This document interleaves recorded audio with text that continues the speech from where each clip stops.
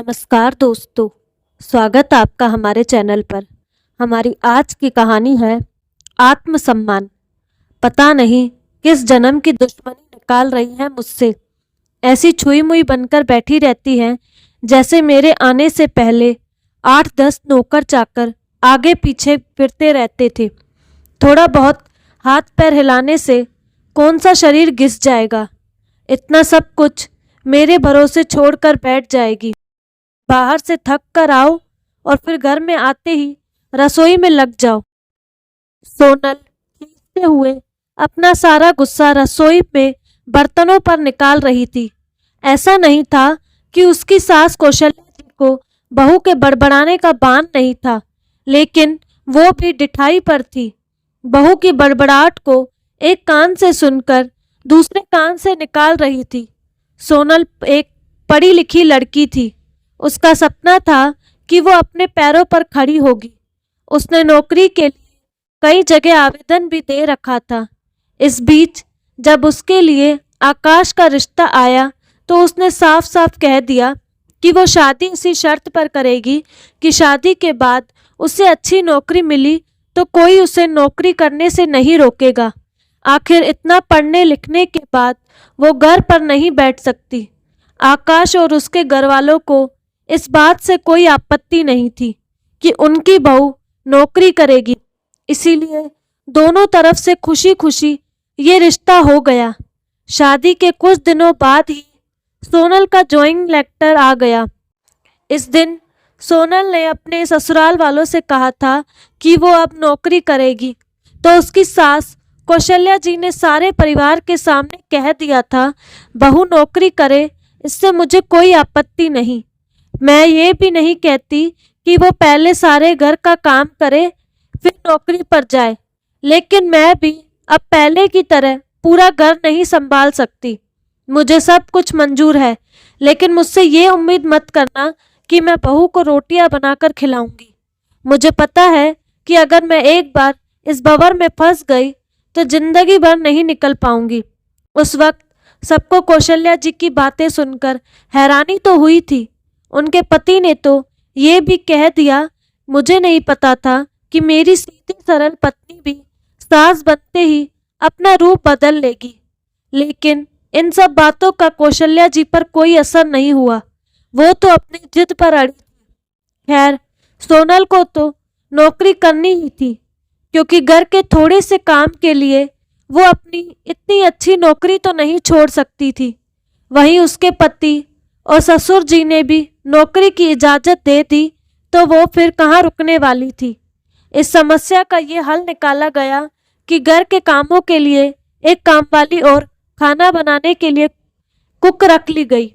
खाना बनाने वाली सुबह और शाम का खाना बनाकर चली जाती। सोनल का काम था ऑफिस से आकर बस खाना परोसना। यूं ही दिन निकल रहे थे। सोनल की शादी को 2 साल हो चुके थे। अब तो सोनल और बाकी सब घरवालों को इस रूटीन की आदत हो गई थी, लेकिन मुश्किल तो तब होती जब कभी खाना बनाने वाली छुट्टी ले लेती। ऐसा ही कुछ इन दिनों 2 दिनों से हो रहा था, जिस कारण से सोनल खींची हुई थी। ऑफिस से आकर रोटियां बनाना उसे बहुत बड़ा बोझ लगता था। वैसे तो कौशल्या जी इन दिनों में सब्जियां काटकर बना देती थी, लेकिन बहू के ऑफिस के आने के बाद रसोई में जागती भी नहीं थी। उस समय सोनल को अपनी बैठी हुई सास बहुत चुभती थी। वो बड़बड़ाती रहती और रोटियां बनाती रहती। बाद में अपनी माँ से फ़ोन पर भर भर कर शिकायत करती, जिसके बाद उसे थोड़ा सा सुकून मिलता था। कुछ दिनों बाद सोनल के भाई की शादी भी तय हो गई। सोनल की होने वाली भाभी भी नौकरी पेशा थी। सोनल की माँ ने सगाई के वक्त ही खुश होते हुए गर्व से कह दिया, भाई मैं तो और सासों की तरह नहीं हूँ जो बहू के आने पर हाथ पे हाथ धरकर बैठ जाऊं। जब अभी तक पूरा घर संभाल रही थी तो अब क्यों नहीं। मेरी बहू को मेरी तरफ से पूरी छूट रहेगी। जब एक माँ अपने बच्चों को रोटियां बनाकर खिला सकती है तो बहू को क्यों नहीं खिला सकती। बहू तुम निश्चिंत होकर नौकरी करना, रसोई मैं संभाल लूंगी। सोनल की माँ के उच्च विचार सुनकर उसकी होने वाली भाभी का पूरा परिवार और खुद सोनल भी गदगद हो गई। वाह माँ, आप कितने बड़े दिल की हैं। काश मेरी सास भी आपकी तरह होती, लेकिन मेरी किस्मत में ये सुख कहाँ। मेरी सास को तो बस हुक्म चलाना आता है। मुझे गर्व है कि मेरी माँ इतने खुले विचारों की है। अपनी चिड़चिड़ाहट निकालते हुए सोनल बोली। कुछ दिनों में ही सोनल के भाई की शादी हो गई और कुछ दिनों बाद ही सोनल की भाभी ने अपनी नौकरी ज्वाइन की। सोनल की माँ भी अपनी बहू को हथेलियों पर रखती थी। सुबह उसका नाश्ता, टिफिन, फिर रात का खाना भी तैयार रखती थी। अपने हाथों से परोसकर सबको खाना खिलाती। उसकी बहू भी मम्मी जी करती हुई अपनी पसंद नापसंद बताती रहती थी, जिसे सोनल की माँ बड़े चाव से पूरा करने में लगी रहती। खुशी खुशी दिन बीत रहे थे, लेकिन ये प्रक्रिया धीरे धीरे अब उदासीनता में बदल रही थी। सोनल की भाभी को अब कुछ भी ना करने की आदत पड़ गई थी। एक दिन जब सोनल फोन पर अपनी माँ से बात कर रही थी, तो उसकी माँ बस रो पड़ी। बेटा, मैं इतना करती हूँ तेरी भाभी के लिए, फिर भी उसे मेरी कद्र नहीं। अरे मेरी दी हुई छूट अब मुझ पर ही भारी पड़ने लगी है। क्या हुआ माँ, आप ऐसे क्यों बोल रही हो? आप तो भाभी का मुझसे भी ज्यादा ध्यान रखती हैं। क्या भाभी ने आपसे कुछ कहा? सोनल बेचैन होते हुए पूछने लगी। कुछ क्या बेटा, अब तो सब कुछ वो मुझे ही कहती है। ऑफिस से आने के बाद एक गिलास पानी के लिए भी मुझे आवाज़ देती है।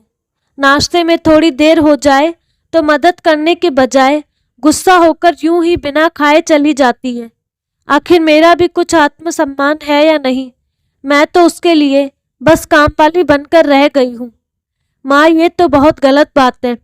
आप भाई से साफ साफ कह क्यों नहीं देती कि अपनी बीवी की लगाम खींच कर रखे? आप माँ हैं, कोई नौकरानी नहीं।